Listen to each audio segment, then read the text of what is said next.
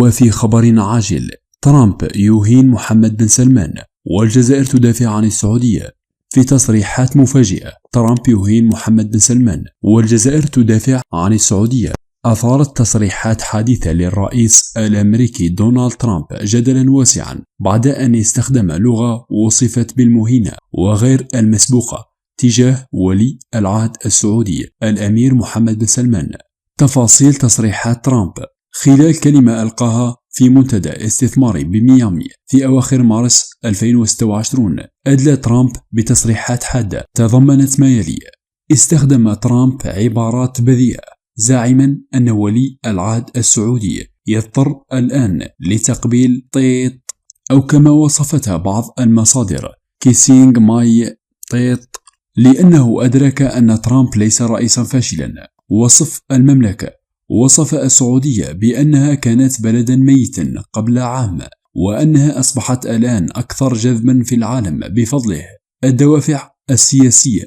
ربط محللون هذه التصريحات برفض السعودية جر المملكة إلى حرب استنزاف ضد إيران، أو بسبب موقفها من تأخير الانضمام إلى اتفاقيات التطبيع ما لم تلبى شروط معينة. الموقف الجزائري. المستوى الشعبي والإعلامي.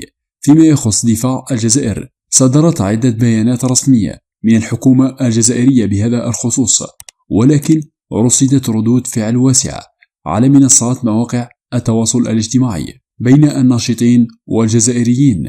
لنبدأ بالحكومة الجزائرية، حيث أدلى الرئيس الجزائري عبد المجيد تبون وقوفه إلى جانب المملكة السعودية في جميع الحالات، وأن من يتعدى عن السعودية تعدى عن الجزائر. فيما يخص الناشطين عبر مواقع التواصل الاجتماعي، انتقادات لاذعة لترامب.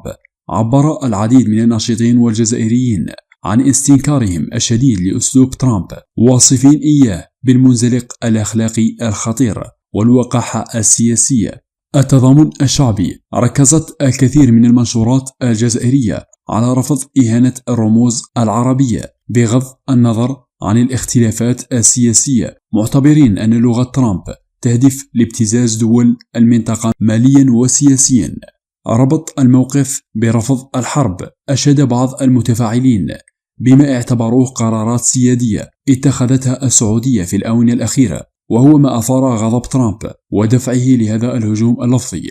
حتى اللحظة لم يصدر رد رسمي من الجانب السعودي على هذه التصريحات، بينما لا يزال الفيديو المسجل لترامب يحصد ملايين المشاهدات ويثير عاصفة من الغضب العربي. وفي الأخير فعلوا زر الجرس ليصلكم كل جديد عن أحداث الجزائر.